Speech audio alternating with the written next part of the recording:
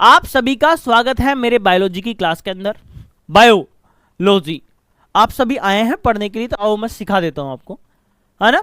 देखो एक टर्म है बायोलॉजी, रेड पेन से लिख दें, ठीक है, रेड पेन से लिख देते हैं, ओके वेरी गुड, ठीक है। अब बायोलॉजी, बायोलॉजी हम सब जानते हैं बायो का मतलब होता है लाइफ, क्या होता है, लाइफ होता है, और लॉजी का मतलब होता है स्टडी, यही होता है साहब। यानी बायोलॉजी के अंदर हम स्टडी करते हैं लाइफ की। लाइफ क्या है, हम सब हैं, जो जिंदा है वह लाइफ है, और इसकी अगर स्टडी की जाए तो बायोलॉजी हो जाती है, बायोलॉजी के अंदर आती है। अब हम सभी जानते हैं कि लाइफ जो है दो टाइप की होती है, प्लांट और एनिमल। सिंपल सी बात है, प्लांट और एनिमल, यानी जो प्लांट की स्टडी जिसके अंदर की जाती है उसे बोलते हैं बॉटनी। क्या बोलते हैं बच्चा, बॉटनी। और जिसके अंदर एनिमल्स की स्टडी की जाती है उसे बोलते हैं जूलॉजी। क्या कहते हैं, जूलॉजी। यानी बायो जो है, हमारी जो बायोलॉजी जो सब्जेक्ट है, दो पार्ट्स पे डिवाइडेड है, जूलॉजी और बॉटनी। अगर हम एनिमल्स की स्टडी कर रहे हैं तो वो आता है किसमें, जूलॉजी के अंदर। एनिमल्स की स्टडी, एनिमल्स किसमें आता है, जूलॉजी के अंदर। और अगर हम प्लांट्स की स्टडी कर रहे हैं तो किसमें आता है, ये बॉटनी के अंदर। समझ आई मेरी बात।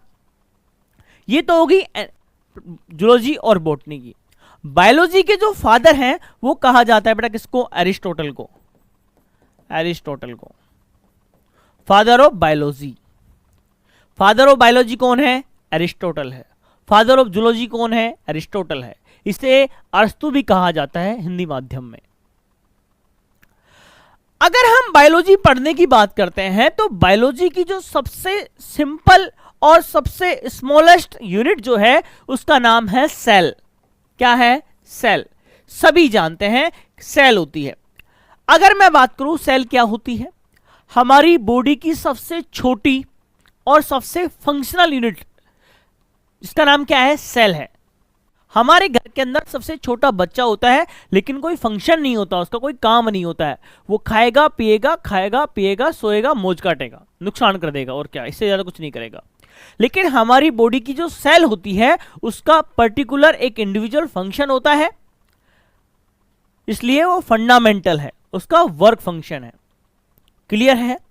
देखो बच्चा, प्लांट के अंदर और एनिमल्स के अंदर सेल में क्या डिफरेंस होता है। ये मान लो प्लांट है और ये मान लो एनिमल्स की सेल है, ठीक है। साइज में कोई डिफरेंस नहीं है, वो छोटा बड़ा बन गया होगा, कोई दिक्कत नहीं। अब देखो प्लांट के अंदर क्या होता है बच्चा, एक स्पेशल कवरिंग पाई जाती है क्योंकि उनके पास में प्रोटेक्शन नहीं होता है। सर्दी होगी, बारिश होगी, गर्मी होगी, हम घर के अंदर आके छुप जाते हैं।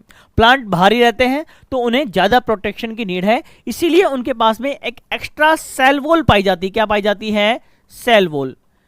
एनिमल्स के बाद में ये एब्सेंट होती है। क्या होती है, एब्सेंट होती है। इनके पास डायरेक्ट सेल मेम्ब्रेन होती है। क्या होती है, सेल मेम्ब्रेन। इनके पास में सेल वॉल होती है, उसके बाद सेल मेम्ब्रेन होती है। यानी सेल मेम्ब्रेन बोले तो प्लाज्मा मेम्ब्रेन, ये हमारी प्लाज्मा मेम्ब्रेन ही है, जिसको हम क्या कहते हैं, स्किन कहते हैं। Skin is the largest organ of the body. Cell दो टाइप की होती है, यूकैरियोटिक और प्रोकैरियोटिक। प्रो मतलब सबसे पुरानी सेल, जो सबसे पुराने ऑर्गेनिज्म है, छोटे ऑर्गेनिज्म, प्रिमिटिव ऑर्गेनिज्म है, उनके अंदर पाई जाती है। एक सिंगल सेल ही पूरी बॉडी का फंक्शन करती है, पूरी बॉडी ही एक सिंगल सेल से मिलकर बनी हुई होती है।